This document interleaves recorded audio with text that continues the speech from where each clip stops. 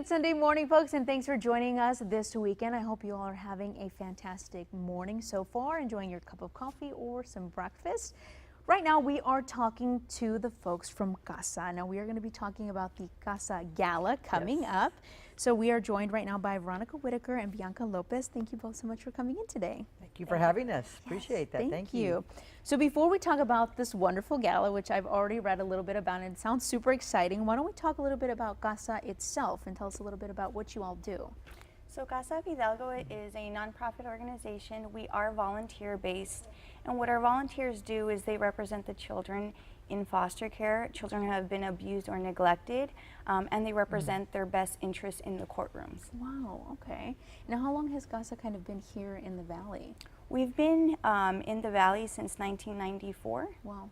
Yes, so Wow. it's been a few years. It's been a few years. Now, how has that kind of evolved? And as far as volunteers, do you see more now these days than, you know, when you guys kind of first started?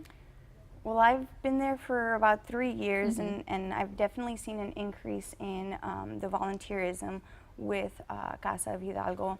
Of course, we do accept volunteers year-round, and we are always looking for volunteers.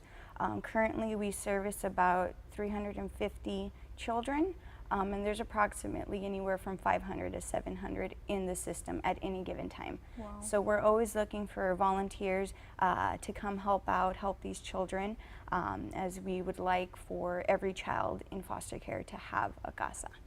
And what the volunteer does, just so that we can clarify exactly what a volunteer does, is the volunteer is the voice for the child. A lot of times the parents go to court because they're in an ugly divorce case, and so the child, because they're either abused or neglected, sometimes by either one of the other or another family member of one of the parents, and so sometimes the child is removed from the home and we place them in another family home or at Buckner or at the Rio Grande Children's Home or in foster care, wherever the child is safe. And so that child needs a voice, and our advocates are the ones who advocate for that child and goes to court with that child and make sure that the child is either placed in another safe environment or is adopted or is placed in a foster care so the child is safe.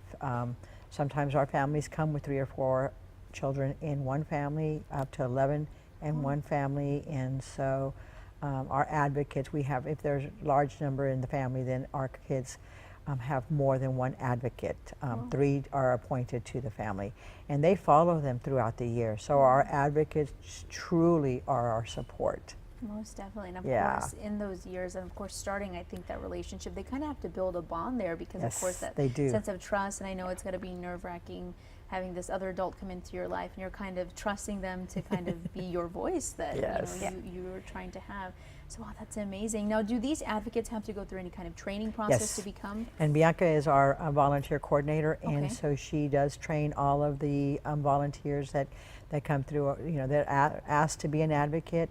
And not only do they do the court system, but a lot of our advocates also go to the schools to make sure they do family visits, school visits, and sometimes even have to take them to the doctor's office because they, like I said, they truly are their support.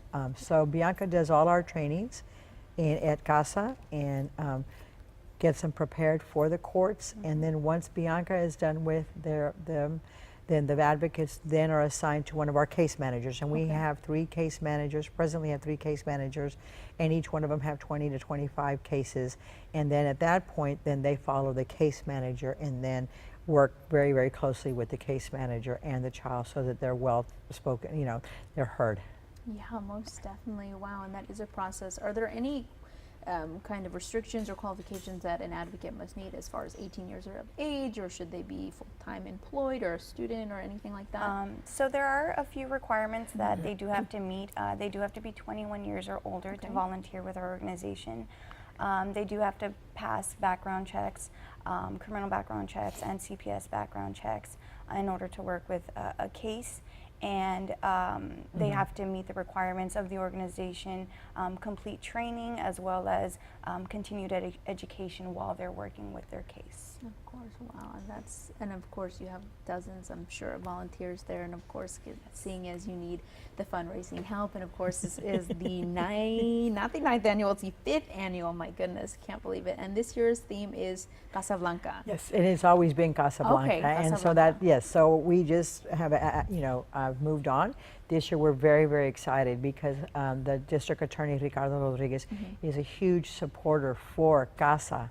And so because of that, we are going to honor him this year at our 5th annual gala, which is going to be held on Saturday, August 4th at the Social Club in Edinburg. We have live music, live auction items, we have auction items, dinner, dancing. So we're very, very excited to be hosting our 5th annual Casa Blanca Gala. Wow, how exciting. And I know, of course, we have a little promotional flyer going up right now, and it looks very interesting, very classy. I mean, it's very exciting. Now, are you guys dressing up to theme? Yes. Okay, yes. so what have you seen in the past few well, years? it's going to be formal. I mean, it's going to be a little bit high-end business attire, which we're excited about. And we are selling individual tickets if anybody is interested to, buying individual tickets. We do, of course, like everybody else, are selling sponsorships, tables, tickets. And so we welcome anybody who's interested and just want to come out and have a good time. So we're excited. We're excited. We've been promoting it quite, a lot. Newspaper, TV. We've been out in the community, to get Casa's word out that, we need help and support. So we're excited.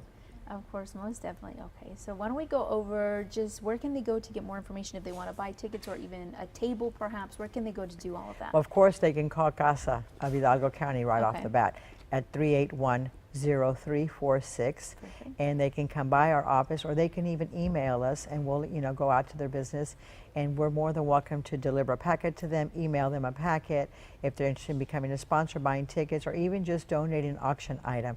All of the above is welcomed, of course.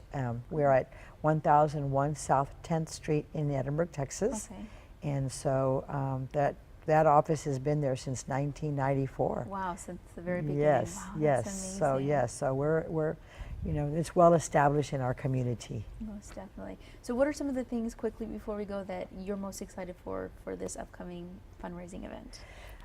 We have a salt and house wine donated at dinner for 8 at the chef's table, and it's a 7-course meal, so that is one of our live auctions.